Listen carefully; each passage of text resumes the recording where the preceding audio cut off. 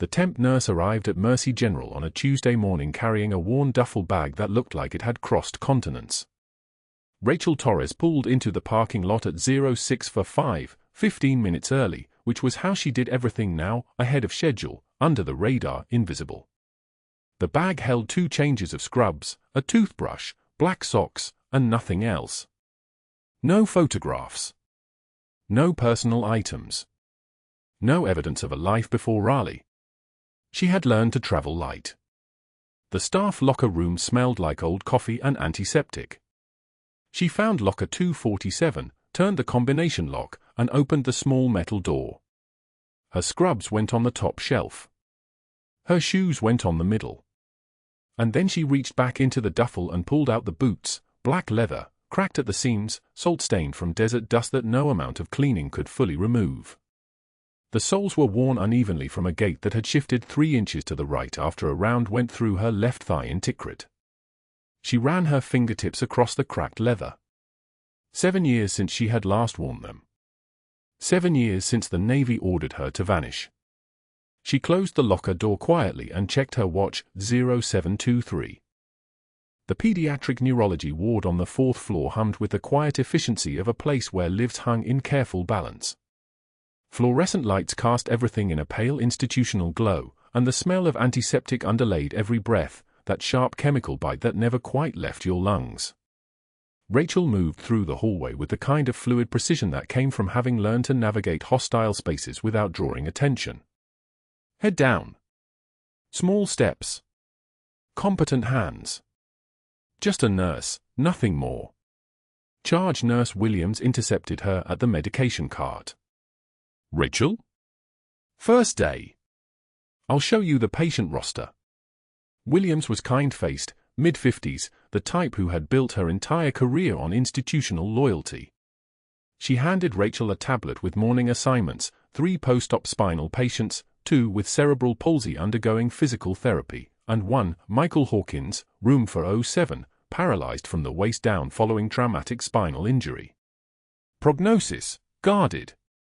Rachel's hand steadied as she scrolled through the chart.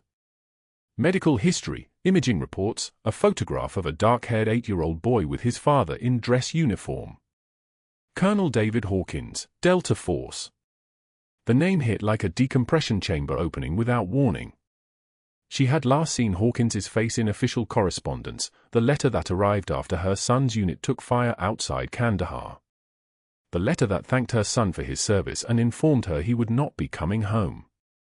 She closed her eyes for one breath, then opened them and kept reading. Michael's case was straightforward on paper. T9 spinal cord injury from a bicycle accident. Incomplete transection. No motor function below T10 for the past 6 weeks.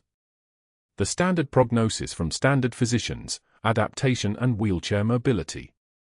The standard path, physical therapy to manage what was lost, acceptance, adjustment. Rachel read deeper, pulled the imaging files, and saw what everyone else had missed. Partial preservation of anterior horn cells at T11. Minimal but measurable electrical activity on EMG testing. Not lost function. Dormant function. Recoverable function.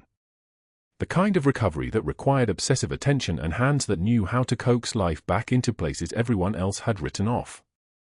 She found room for 07 at 0805. Michael lay in the hospital bed with his small frame barely disturbing the white sheets.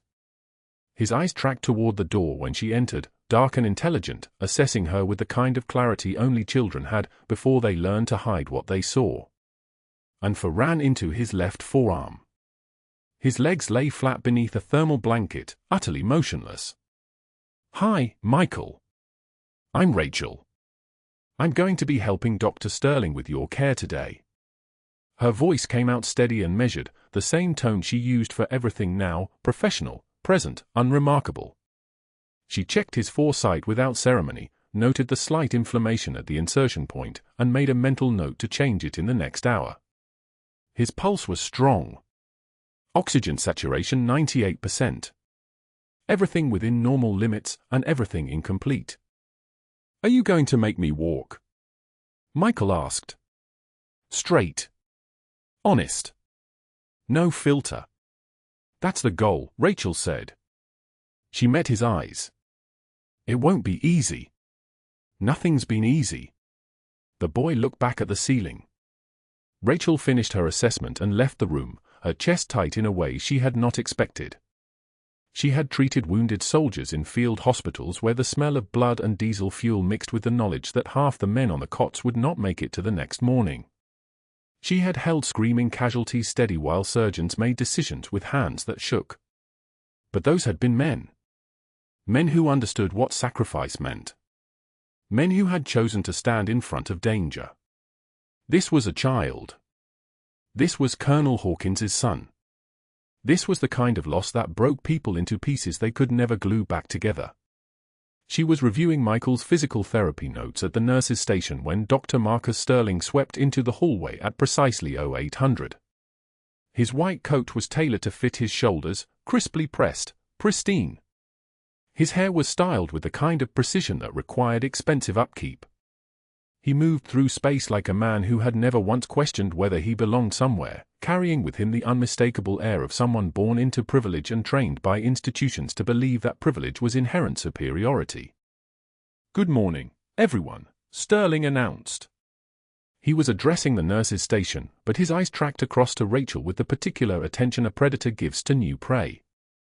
"I see we have fresh blood. What's your name?" "Rachel Torres." "Temporary assignment." "Rachel Torres." He said her name like he was cataloging it, filing it away for later use. "Well, Rachel, let me be direct with you. You've been assigned to pediatric neurology. You understand that means you're working with patients who, for all intents and purposes, have been written off by modern medicine. Lost causes. Terminal prognoses. False hope wrapped in physical therapy and prayers." He turned to face the full staff at the station, his voice rising slightly, performative, calculated for maximum audience. "I'm going to start a pool. How long do we think the temp lasts before she realizes this ward is a palliative care unit masquerading as active treatment?" He pulled out his wallet with theatrical precision and removed 2 $100 bills. He placed them on the counter with the reverence of a man laying down a challenge he had no doubt he would win. The crisp paper slapped against the laminate like a gauntlet. "1 week," Sterling continued. "That's my prediction. By next Tuesday, she'll have transferred to the ER or the medical floors or anywhere else in this hospital where her nursing degree actually makes a difference. This unit will break her." He smiled at Rachel directly. No offense intended. Rachel looked up from her chart. She met his eyes for exactly 2 seconds, the minimum required to register acknowledgement without the appearance of confrontation. Her jaw tightened almost imperceptibly. Her hands did not tremble. Her voice remained flat as still water. "I'll be here," she said. Then she returned to her chart work, her attention apparently fully absorbed in the details of Michael Hawkins's case. Around her, the staff shifted uncomfortably. Someone cleared their throat. Sterling waited, as though expecting more, an argument, a defense, some reaction that would give him something to push against. When nothing came, he turned and walked toward his office with his entourage trailing behind him. But that wasn't the worst part. Rachel spent the next 3 hours with Michael, running baseline motor function tests that the standard therapists had already run a dozen times. She documented every result with precision, every degree of movement, every response. She was looking for something they had not been looking for. Not what was lost, but what remained. Not the absence of function, but the presence of potential dormancy. At noon, she sat in the break room, a sad space with a microwave that smelled like burnt popcorn and a refrigerator filled with other people's forgotten lunches. She reviewed the imaging again on her personal laptop, which she powered up only when offline, no network connection, no digital fingerprint. The spinal cord at T9 showed a partial transection, yes. But the anterior horn cells at T11 showed measurable electrical activity in the most recent EMG. Not degeneration. Preservation. The kind of preservation that meant those neural pathways were still intact. Still capable of relearning their function. She closed the laptop. She pulled out her phone, a simple burner device with no smart features, no tracking capability, nothing but basic calling and texting functions, and did not call anyone. She had learned not to maintain connections. Connections were vulnerabilities. People you cared about became leverage. By 1400, she had updated Michael's motor function charts with specific, quantifiable data that the standard therapists had missed because they were looking at his case as a lost cause rather than as a puzzle requiring attention. She documented improvements in muscle tone that could be improved further with targeted stimulation. She recommended a modified physical therapy protocol that focused on neuroplasticity and motor relearning rather than accepting the current baseline as permanent. She found Sterling near the imaging center and presented him with the updated charts. His eye scanned them for approximately 3 seconds, dismissed them with a glance, and handed them back without comment. "The child is paralyzed," Sterling said. "The standard protocols are standard for a reason. They work. This isn't a research project, Torres. It's palliative care for a family that hasn't accepted their reality yet." Rachel did not argue. She took the charts back and walked away. But her hands remembering, her muscles remembering, her mind already running through the protocols that had worked before, in field hospitals, in dark places, when standard medicine had no answers and the only option was obsessive attention and hands that would not stop trying. The silence lasted exactly 3 seconds. Then her phone vibrated in her pocket. A text from an unknown number, Senior Chief. "It's been a long time. We need to talk." The cafeteria at Mercy General smelled like industrial bleach and overheated chicken. The lunch crowd had thinned to a scattered few by 2:44 p.m. Rachel carried her tray with Michael Hawkins's updated motor function charts, a small cup of orange juice, and an untouched sandwich she'd grabbed out of habit. The chart showed something the standard protocols wouldn't catch: subtle improvements in reflex response, the kind of data that meant hope for an 8-year-old boy who hadn't moved his legs in 14 months. She didn't see Sterling approach from behind. The impact came from his left shoulder, a deliberate bump disguised as accident. The tray tilted.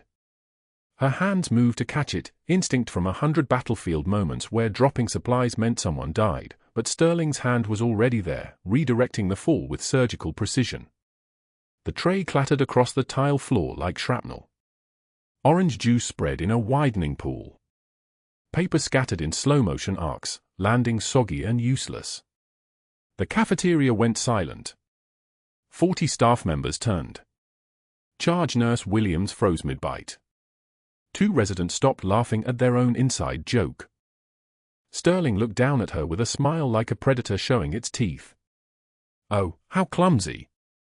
Pick that up, sweetheart. That's more your speed anyway." The words hung in the silence. Nobody moved to help. Nobody even looked away. Rachel didn't flinch. She didn't blink. She knelt slowly on the tile floor, her knees meeting the cold with a soft thud that somehow carried more weight than Sterling's voice had. Her hands moved on their own, muscle memory from Tikrit, from hurricane relief operations, from 16 years of cleaning up after explosions and incompetence and systemic failure.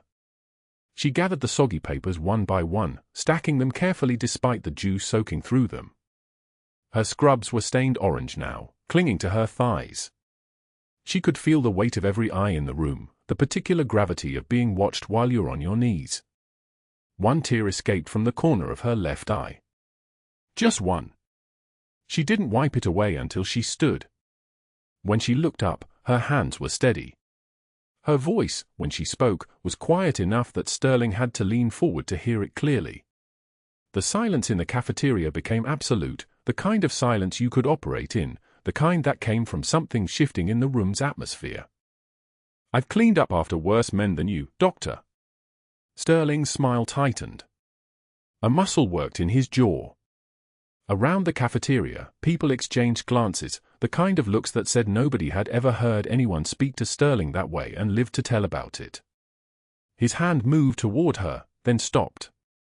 He turned and walked away without another word, but Rachel saw his shoulders stiffen, saw the way his pace quickened as he left the cafeteria. The door swung closed behind him with a soft hydraulic hiss. The room stayed frozen for exactly 3 seconds. Then conversations resumed, careful and quiet, and nobody looked directly at Rachel as she gathered the last of her papers and walked toward the trash bin. She understood what she'd just done. You don't talk back to men like Sterling and walk away unscathed. You don't humiliate them in front of their staff and expect them to let it go. She'd seen enough of military hierarchy to know that Sterling operated on the same codes as any commanding officer: respect through fear, authority through intimidation. Challenge that, and you'd made an enemy who could weaponize his position like a combat veteran weaponizes terrain. That afternoon, she found Sterling waiting outside Michael's room. He had the clipboard in his hands, Michael's updated care plan, the one Rachel had filled out that morning, noting the improved range of motion in his right hip flexor, the slight increased tone in his left quadriceps, the recommendation for an adjusted physical therapy protocol that fell squarely within nursing scope but pushed the boundaries of what Sterling's pessimistic prognosis allowed. You're adjusting his physical therapy schedule. Sterling's voice was calm now, which was worse than the cafeteria voice. This was the voice of a man who decided something. On whose authority? Rachel kept her expression neutral. His father approved the. His father isn't a physician. Neither are you. You're a temporary employee with delusions of relevance. Stay in your lane, or find another hospital. He dropped the clipboard onto the counter. It clattered, loud in the hallway, and a resident 3 doors down looked up from her own charts. Sterling turned and walked away without waiting for a response. Rachel picked up the clipboard. Her hands were still steady. She added one more note to the chart: Michael's afternoon pain levels, his mood, the fact that he'd smiled twice without prompting, and continued her rounds. The combat boots in her locker felt heavier than usual when she thought about them that evening. The staff lounge was supposed to be quiet at 6:43 p.m. Most of the day's shift had cleared out, and the night shift wouldn't arrive for another 20 minutes. Rachel was getting her jacket from the back closet when she heard Sterling's voice through the cracked door. Keep your little temp on a short leash, Williams. She's creating false hope for families, questioning protocols she doesn't understand. I won't have it. A pause, the sound of a coffee cup being set down. Her credentials are questionable. Her previous employment history has gaps. Something's off about her, and I don't want her anywhere near my patients until we've verified exactly who she is. Rachel stood outside the door, her hand trembling as she gripped her coffee cup. She could taste copper, her own mouth, bitten too hard. The combat boots in her locker, the ones she wasn't supposed to have, the ones that proved she'd been somewhere the Navy said she'd never been. Operation Sandstorm didn't exist. Senior Chief Petty Officer Rachel Torres didn't exist. She was just a temp nurse named Rachel Torres, no military background, no classified operations, no scarred hands that had held together people who weren't supposed to survive. Except her hands were scarred. And she did exist. And Sterling was already reaching out to people who could dig into her past, who could ask questions that would unravel the carefully constructed civilian identity she'd spent 3 years building. She set her coffee cup down on a nearby counter, stepped back from the lounge door, and walked toward the exit. The evening air outside hit her face like cold water. September in Raleigh, the kind of heat that hadn't quite released the day. She sat in her car for 17 minutes before she could drive, her hands gripping the steering wheel, thinking about the way Sterling's voice had sounded when he said her credentials were questionable. He was going to make calls. He was going to activate favors and connections. He was going to do exactly what she'd been trained to recognize, systematically eliminate a threat to his authority by dismantling her credibility from the outside in. It was a competent move. It was the kind of institutional warfare that worked because it looked legitimate, because hospitals had procedures and background checks and medical boards that could be persuaded to investigate anyone. But that wasn't the worst part. The worst part was that Rachel couldn't fight back without revealing who she actually was, and revealing who she actually was would accomplish Sterling's goal just as effectively as destroying her temp assignment would. Either way, she lost. Either way, Michael Hawkins lost. Michael Hawkins was supposed to be a routine examination. Morning rounds at Mercy General. Pediatric Neurology Wing, 8th floor, Wednesday at 10:15. Rachel had been checking his motor function for 4 weeks now, incremental improvements that made no sense to Dr. Sterling, which meant they made perfect sense to her. The boy's toes were moving. Just barely. A muscle twitch that registered as negligible on every scale the hospital used, but Rachel had held dying soldiers in her arms and she knew the difference between life ending and life fighting back. Michael was fighting. She was adjusting his position in the examination bed when the monitor began its warning chirp. Not an alarm yet. A hesitation. A single premature beat that made the screen flicker. Rachel's eyes moved to the digital readout. Heart rate 92. Climbing. 98. 104. She placed her hand on Michael's chest and felt it, the flutter beneath his ribs, irregular and frantic, like a bird trapped in a box made of bone. "Get Dr. Sterling," she said quietly to the nursing assistant beside her.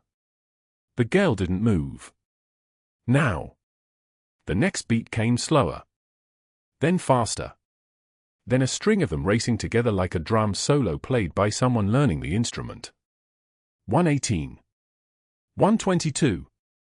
Blood pressure dropping on the monitor. 88/56. Michael's eyes went wide.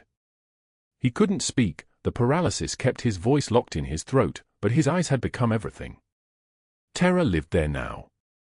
Rachel was already moving. She placed 2 fingers on his neck and felt what she knew she would find, a pulse that shouldn't exist, muffled and distant like a drum played from underwater. She looked at his neck. The jugular veins were distended, swollen against the skin like someone had clamped off the return of blood back to his heart.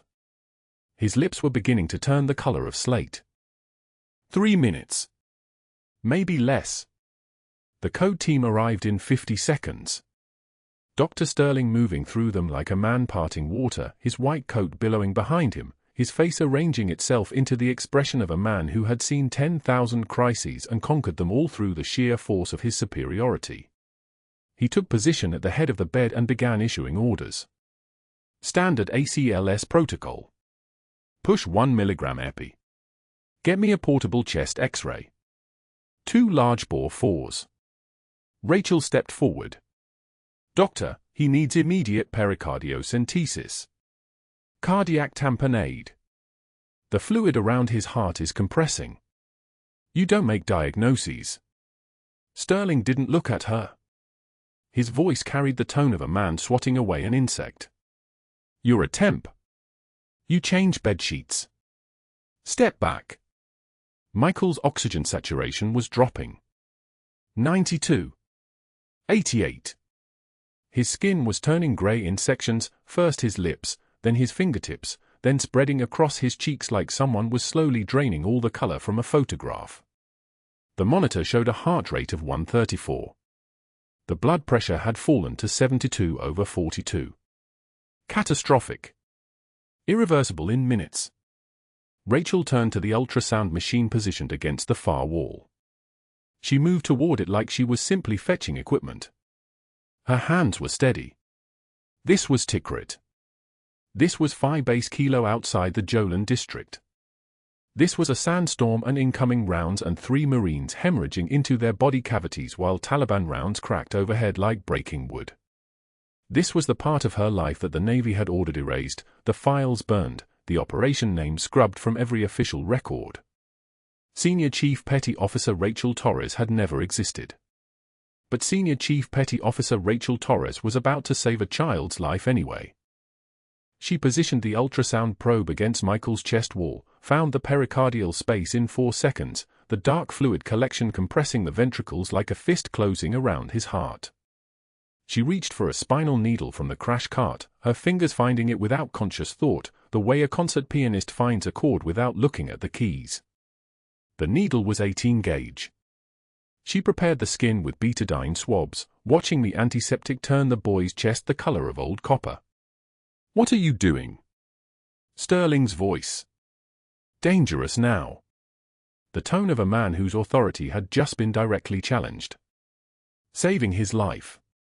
Rachel advanced the needle through the skin, felt the subtle resistance of fascia, pushed through, and broke into the pericardial space with the same pressure she would use to press a button. 50 milliliters of fluid, bright red and viscous, filled the syringe as she withdrew the plunger. Not air escaping. Blood. Michael's own blood trapped in the sac around his heart, squeezing it like a python. She withdrew the needle and applied pressure with gauze. Michael's oxygen saturation climbed immediately. 94. 97. 100. His heart rate fell from 134 to 108 to 92. The color returned to his lips. His eyes stopped their rolling panic and focused on Rachel's face with the intensity of a child who understood, without words, that she had just pulled him back from a cliff. The room went completely silent. The monitors sounding their steady rhythm. The ventilator wheeze continuing its mechanical pattern. But the humans had stopped breathing. Sterling stared at Rachel with an expression that cycled rapidly through shock, comprehension, and rage. His jaw clenched. His face flushed a deep crimson. When he spoke, his voice had dropped to something quieter and far more dangerous than yelling. You just performed an invasive procedure without physician supervision. You practiced medicine without a license. That's a felony. You understand that? A felony. Rachel held the syringe of pericardial fluid and met his eyes without blinking. I understand. And I saved his life. Sterling turned away from her in one sharp movement. He pulled his phone from his pocket and walked toward the door, his fingers already moving across the screen.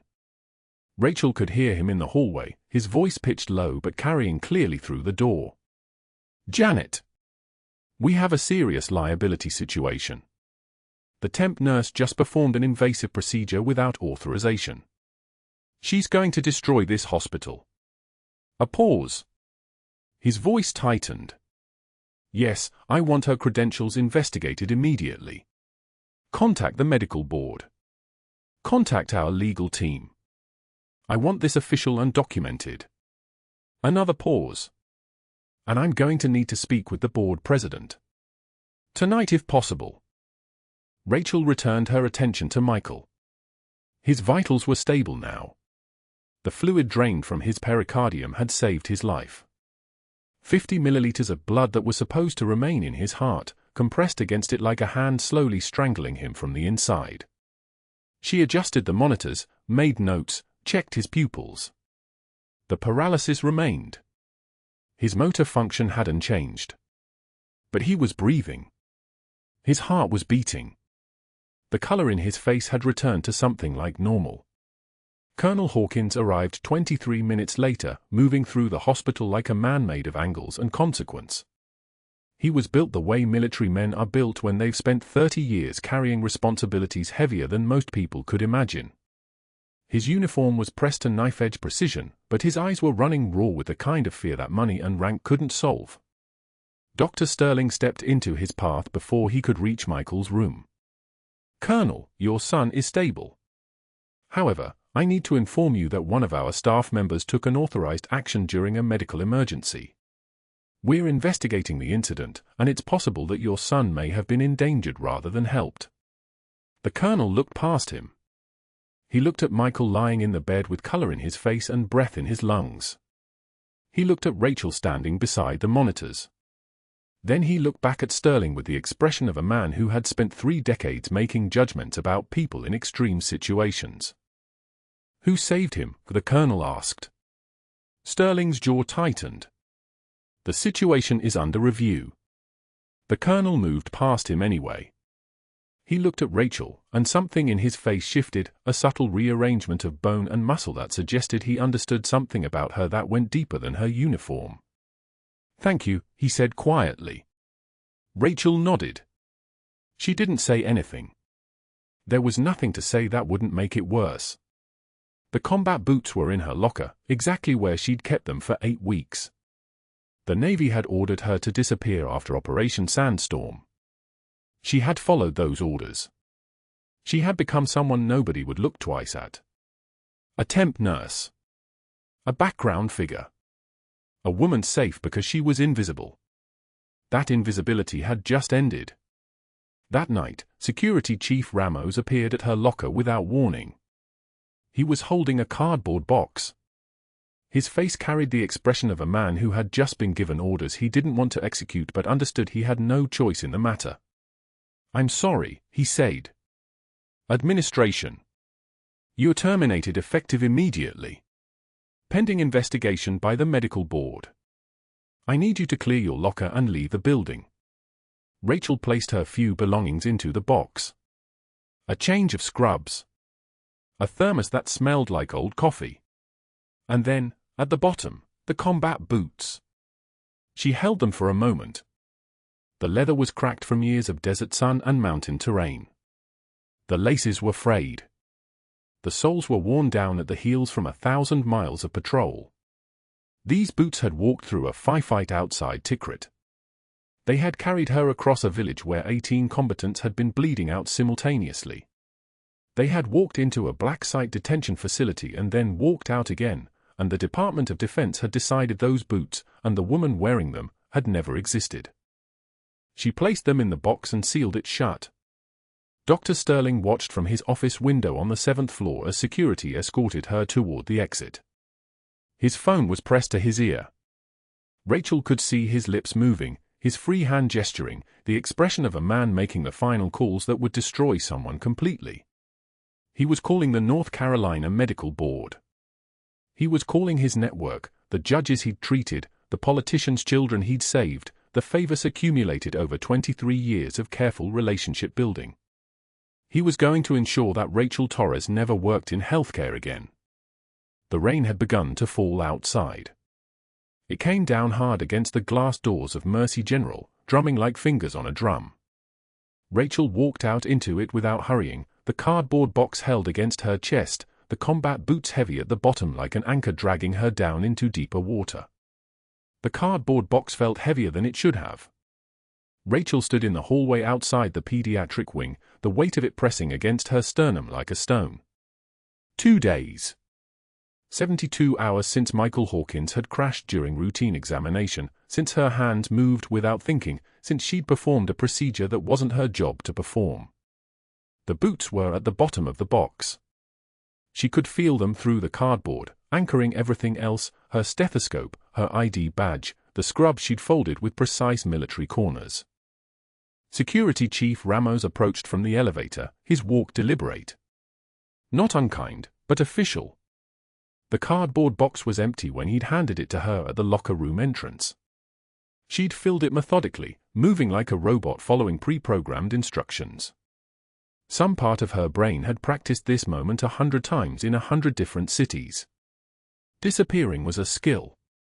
She'd learned it well. "I'm sorry, Rachel," Ramos said. His voice carried genuine regret. "Board made the call.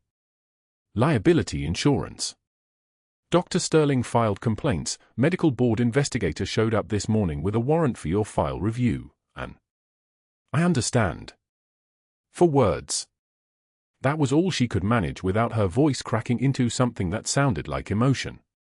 The same composure that had kept her alive in Tikrit. The same flat effect that made people look through her instead of at her. Useful skill. Useless now. They walked toward the main exit. The early afternoon rain drummed against the windows like fingers tapping Morse code, 3 short, 3 long, 3 short. SOS. The fluorescent lights hummed their characteristic frequency, the same pitch as every hospital in America, the same hum as the operating tent outside Tikrit when the mortars started falling and she decided that enemy combatants deserved the same fight for life that American soldiers did. That decision was what had buried her.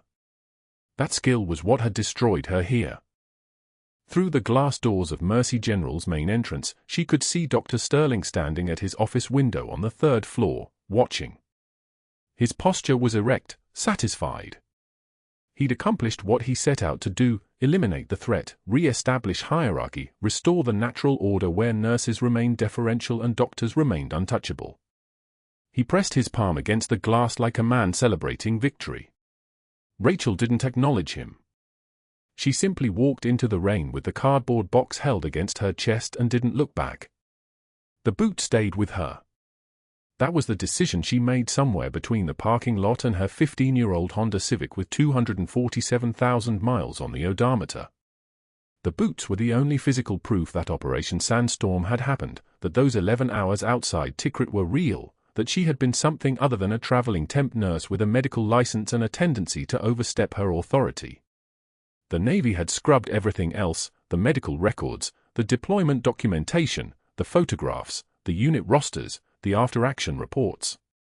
Operation Sandstorm never happened. She had never been there. She had never worn the uniform or carried 17 lives on her hands while the building shook with incoming fire. But the boots remained. Worn leather, scuffed at the heel, the laces frayed where she'd tied them 1,000 times in 1,000 different countries. They smelled like gun oil and desert sand and dust from places the map didn't officially acknowledge. They were the only thing the Navy couldn't take away because they had nothing to do with official record. They were just boots. Every soldier owned boots. There was nothing classified about worn footwear. She kept them. She drove to the apartment and packed everything she owned into the duffel bag: 2 pairs of scrubs, 3 civilian shirts, a pair of jeans, underwear, socks, the photograph of her son that she looked at once per month whether she could afford the emotional cost or not. The boots went in last, resting at the bottom like an anchor dragging her down into deeper water. At 1800 hours, she drove to the Raleigh VA hospital waiting room and took a seat among the veterans. The place smelled like institutional coffee and something underneath that, antiseptic and fear and the particular exhaustion of people who'd done things civilians never asked about. Men and women occupied the plastic chairs, most of them wearing the same distant expression Rachel saw in her own mirror. The waiting room was fluorescent bright and aggressively neutral, designed to feel welcoming while actually feeling like no one wanted you there. A sign on the wall read, "Mental Health Intake, please complete Form HMF for 47 and wait for assignment." Rachel took the form from the stack. Her hands were steady. That was something. That was military training winning out over human emotion. Reason for visit, the form asked. She checked the boxes: depression, anxiety, service-related trauma, PTSD, unable to maintain employment, recurring nightmares, combat flashbacks. The form had 15 checkboxes and she checked 8 of them. None of them explained why she'd walked away from saving a child's life because the system was designed to bury people like her. None of them explained why she was sitting in a VA waiting room instead of staying and fighting. None of them captured that the worst injury wasn't to her body, it was to her identity. A young Marine 2 seats over had scars down the left side of his face like a road map of something explosive. He glanced at her boots resting beside the duffel bag. "Navy?" he asked. His voice carried the particular accent of someone from the Midwest, Michigan maybe, or Ohio. Rachel nodded once. "Senior Chief." The kid had an eye for rank insignia, even when it was just embossed leather on a pair of boots that had seen deserts and mountains and operating theaters where the distinction between friendly and enemy fire didn't exist. She closed her eyes. The fluorescent lights buzzed against the inside of her eyelids like angry insects. "Not anymore." The kid nodded like he understood. Maybe he did. Maybe every person in this waiting room had been erased at least once, had been told their service didn't count, had been buried under paperwork and classification stamps and orders to disappear. The VA waiting room was where people went when the system had extracted every useful piece of them and had no further use for the leftover parts. Rachel waited. 3 hours passed. A counselor called 3 names, none of them hers. At 2,145 hours, she was told the appointment system had crashed and she should return tomorrow at 1800 hours, same time. The fluorescent lights buzzed. The rain continued. She walked out into the parking lot and sat in her car, staring at the Mercy General badge they'd taken from her at shift end. It was deactivated now, a dead piece of plastic that used to grant her access to pediatric wards and supply closets and the place where Michael Hawkins lay. She thought about his small hands gripping her shoulder during rounds. She thought about his mother's face when Rachel explained the physical therapy protocol, hope and desperation mixing like chemicals that shouldn't be combined. She thought about Sterling's voice saying lost causes and how he'd written that child off as someone not worth saving. She thought about her own son, somewhere she didn't have clearance to know, following orders from a man whose child she'd saved. Colonel Hawkins's wife had died 5 years ago. Rachel had never asked how. There were things you didn't ask in this life because the answers came with classification levels and non-disclosure agreements. She'd served under good men. She'd saved bad men. She'd operated under fire and made decisions with no backup and no clearance to explain afterwards what she'd done or why. That was the Navy's way. That was the price of being buried. That night, she slept in her car in the VA parking lot because the efficiency apartment was beyond her budget now, and the money in her checking account would run for approximately 38 more days at careful spending. The rain hammered the windows like applause for something she'd failed to accomplish. She left the radio off because radio meant news and news meant the outside world continuing without her, and that was knowledge she didn't need. She lay in the back seat with the duffel bag as a pillow and the boots visible even in darkness, just their shape, just their implication, just the only proof remaining that she had ever been anything other than disposable. Meanwhile, Dr. Sterling sat at his dining room table with colleagues from administration, celebrating. Protected the hospital from a dangerous liability, he was saying, raising a wine glass that cost $40 a bottle. Prevented a lawsuit by acting decisively. We have protocols for a reason. When a nurse starts making independent medical decisions, when she starts performing procedures outside her scope, the entire institution is at risk. The colleagues nodded. They believed him. Why wouldn't they? He was tenured faculty. He controlled research budgets and residency placements. He had a medical degree from Hopkins and a network of professional relationships spanning 3 decades. Rachel was a temp with a 2-week employment contract and no institutional memory to protect her. The narrative was simple. The narrative was already written. The narrative was already sealed in the complaints filed with the North Carolina Medical Board and the State Licensing Division. In the morning, Colonel Hawkins arrived at Mercy General with an unusual companion, a man in a wheelchair, Middle Eastern features, wearing an expensive suit despite the visible scars along his neck and left arm that told stories of old violence. The hospital intake identified him as Farid Al-Mansour, former Iraqi military officer currently serving as a U.S. intelligence asset being treated for complications from decades-old war wounds. Security Chief Ramos escorted them personally to the pediatric wing. Michael Hawkins was waiting in his room, his legs still largely unresponsive to stimulus but his eyes alert in a way they hadn't been before Rachel was hired. As they passed the employee termination notice board near the nurse's station, Farid stopped his wheelchair abruptly. The hospital security guard, a different one, not Ramos, nearly collided with him. Farid's gaze fixed on a photograph, Rachel's standard hospital ID picture, her face thinner than it was in Tikrit but unmistakable even in official lighting. The scar along her left temple was visible. The straightness of her gaze was visible. Everything that made her who she was remained visible, despite 15 years of trying to hide. Farid's hand gripped the wheelchair armrest until his knuckles turned white, the color of bone stripped of flesh. That woman, he said in careful English, his accent carrying the weight of languages older than English itself. Where is she? Colonel Hawkins followed his gaze to the termination notice, then to the photograph. His jaw tightened. The nurse who saved Michael? She was terminated yesterday. Why do you ask? Farid's eyes filled with tears, real tears, not the performance of emotion but the actual physical response of a man confronted with proof of something he thought had been erased. That woman operated on me for 6 hours while mortars hit the building. She refused to leave 17 of us to die. His voice cracked. The U.S. Navy told me she never existed. Colonel Hawkins arrived at Mercy General the next morning with a man in a wheelchair. The man's name was Farid Al-Mansour. He'd spent 14 years as an Iraqi insurgent commander in Anbar province before becoming a U.S. intelligence asset, his service now worth enough to warrant protection and medical care in a private hospital room on the 3rd floor.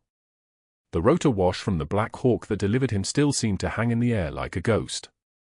Farid was being treated for complications from old war wounds, shrapnel embedded too close to his spine to remove safely, chronic pain managed by protocols that walked the line between relief and addiction. He rolled through the pediatric wing's new entrance, Colonel Hawkins pushing the wheelchair with one hand while carrying Michael's discharge papers in the other, papers that documented 12 weeks of private physical therapy, 12 weeks of progress that Dr. Sterling had said was neurologically impossible. That's when Farid stopped moving.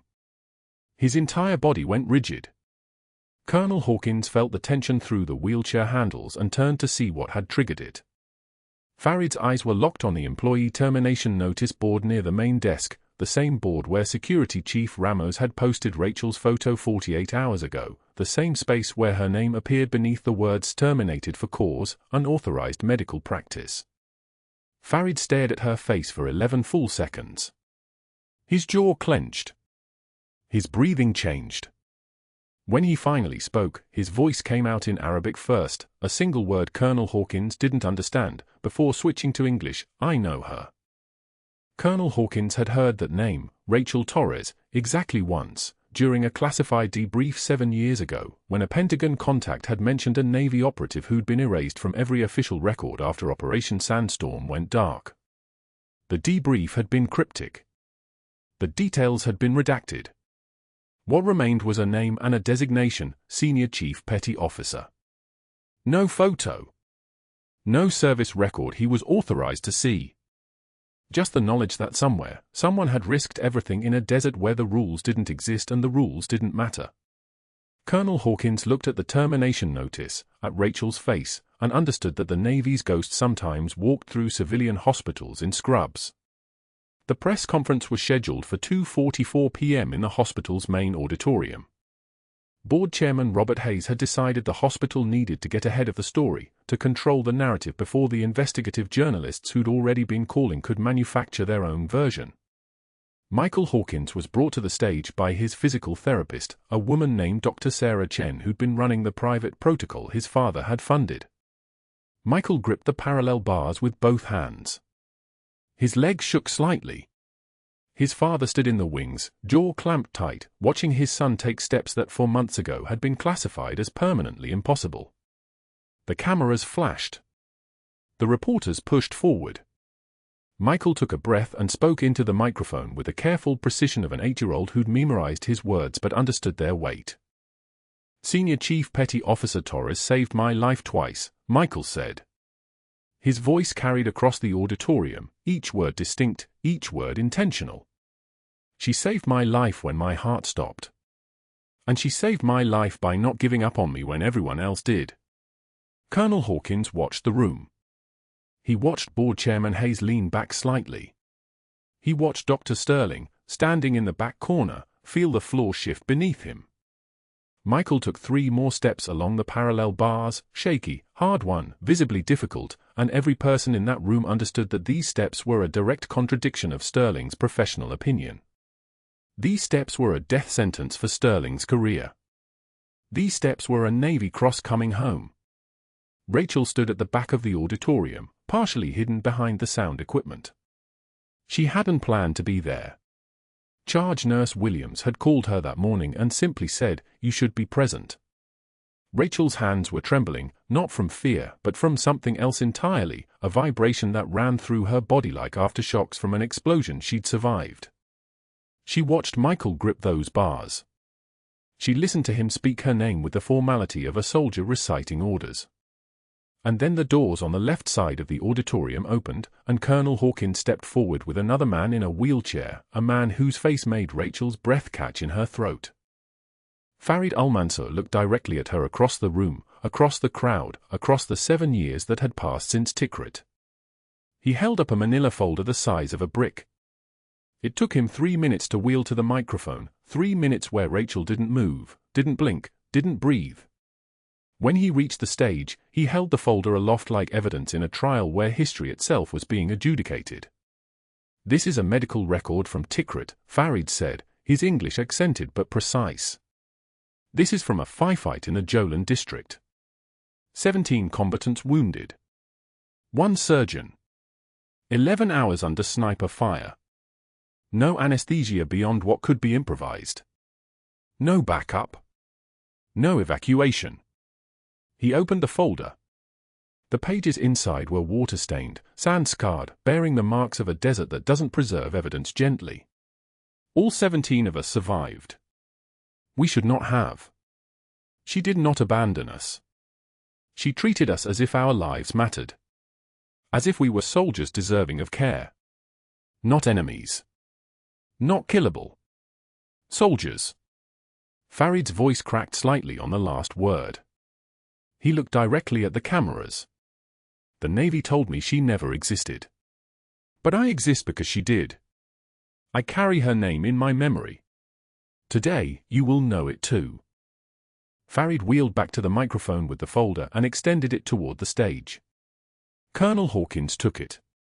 Inside were photographs, surgical photos, medical documentation, annotations in handwriting Rachel would have recognized instantly because she'd written it. Annotations in her hand, dated 7 years ago, labeled with Operation Sandstorm and coordinates that corresponded to a section of Tikrit that had been redacted from every public record. These were the pieces of her life the Navy had ordered buried. These were the proof that she existed, that she'd served, that she'd operated at a level beyond anything Dr. Sterling could comprehend. Before the board chairman could decide what to say, before any administrator could calculate the liability implications, before the legal department could calculate the career-ending exposure, a uniformed officer stepped from the wings. Commander Thomas Mitchell from Naval Special Operations Command. He was in dress whites, his uniform crisp enough to cut, his presence the physical embodiment of everything the Navy had kept classified. For those present who are not cleared for classified information, Mitchell said, his voice steady as a firing line, what I'm about to read is from declassified documentation regarding Senior Chief Petty Officer Rachel Torres' service record. He opened a leather portfolio. The room went absolutely silent.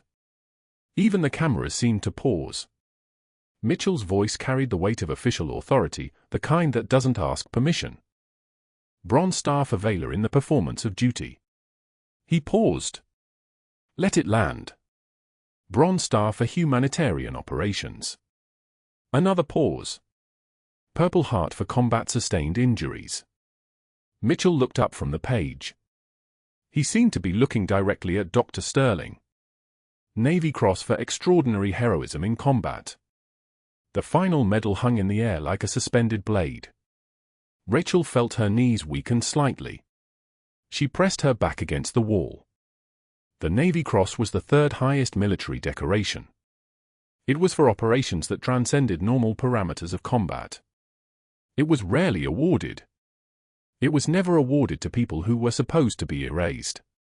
The room erupted, not in applause, but in the sound of chairs scraping, people standing, cameras flashing like artillery. The noise was so intense it seemed to have physical pressure. Mitchell stepped back from the microphone. Board Chairman Hayes was already on his feet. The journalists were shouting questions that nobody could hear. Dr. Sterling, standing alone in the corner of the auditorium, felt his career collapse the way structures collapse when the foundation gives way, not gradually, but all at once, catastrophically. What happened next moved with the velocity of an executive decision. Security Chief Ramos appeared in Sterling's field of vision at 2:38 p.m., 5 minutes after Michael spoke his name, 7 minutes after the Navy Cross was announced. Ramos carried a cardboard box. He was professional about it, neither malicious nor sympathetic, simply a man executing an order that had come down from Board Chairman Hayes the moment the press conference ended. Dr. Sterling, Ramos said quietly, I'm going to need your hospital access badge, your parking pass, and your office keys. You're being terminated effective immediately for violations of hospital conduct policy, patient endangerment protocols, and breach of professional standards. Sterling's face had gone the color of old bone. You can't do this. I built the Pediatric Neurology Department. I have patients. I have residents depending on me. Ramos set the cardboard box on Sterling's desk with a quiet thud. The sound seemed impossibly loud. I believe you know the way out, Doctor, Ramos said, using the exact same word Sterling had used when Rachel was escorted from the building 48 hours earlier. The symmetry was not accidental. Ramos had a sense of narrative poetry, apparently, and he was executing it with precision. Sterling packed in silence. His diplomas came off the wall. His personal library came off the shelves. The framed photograph of his medical school graduating class went into the box. And there, on the cork board behind his desk, was the $200 he'd bet that Rachel Torres wouldn't last a week. It had become the saddest thing in the room, his prophecy about a woman he'd fundamentally misread, a bet he'd made against odds he didn't understand, currency that now symbolized everything he'd lost. He pinned it to the inside of the box, out of sight but still there, the reminder he'd carry in his peripheral vision forever. Ramos escorted him through the hallways where he'd once walked with authority. Nurses turned their backs. Residents looked away. The cafeteria where he'd humiliated Rachel became a gauntlet of silent judgment. His access badge deactivated at the east exit. He walked to his car alone. 6 months later, bronze letters affixed to white marble announced the Senior Chief Rachel Torres Center for Pediatric Recovery. The entrance to the new pediatric wing featured the plaque, visible to every family walking through those doors, a permanent reminder that miracles sometimes come wrapped in military service and nursing compassion. Inside Rachel's office, which overlooked the therapy gymnasium, her combat boots rested on a wooden shelf. They were the same boots she'd worn in Tikrit, sand still embedded in the laces, the leather creased by 7 years of memory. Beside them stood a framed photograph, Michael Hawkins taking his first unassisted steps, his legs trembling with effort, his face lit with the kind of determination that comes from knowing the impossible is happening. His father stood behind him with his hand over his heart. And there, barely visible in the background, was Rachel, no longer temporary, no longer invisible, no longer erased. The strip mall on Edwards Mill Road had seen better days. The anchor tenant had abandoned the space years ago. What remained were small businesses operating on margins thin enough to cut yourself on, tax preparation offices, check cashing services, insurance agencies. That's where Dr. Marcus Sterling had landed, at a folding table beneath a banner reading Sterling Insurance Solutions, affordable coverage for your family. His tailored suits had been replaced by off-the-rack business casual. His authority had been reduced to cold calling strangers. He was trying to convince a young couple that their family needed life insurance, his voice carrying the desperate polish of someone who'd lost everything and was trying to repackage himself as something valuable. Rachel didn't stop the car. She didn't slow down. Sterling was a detail now, a consequence of a larger story that had moved beyond him. Heroes walk among us. Sometimes pushing mops, sometimes saving lives in the dark. You do not need a badge or a gun to be a warrior. Like this video if you think she made the right call. But was the punishment enough? Or did he deserve worse? Tell me in the comments. Subscribe and hit that bell.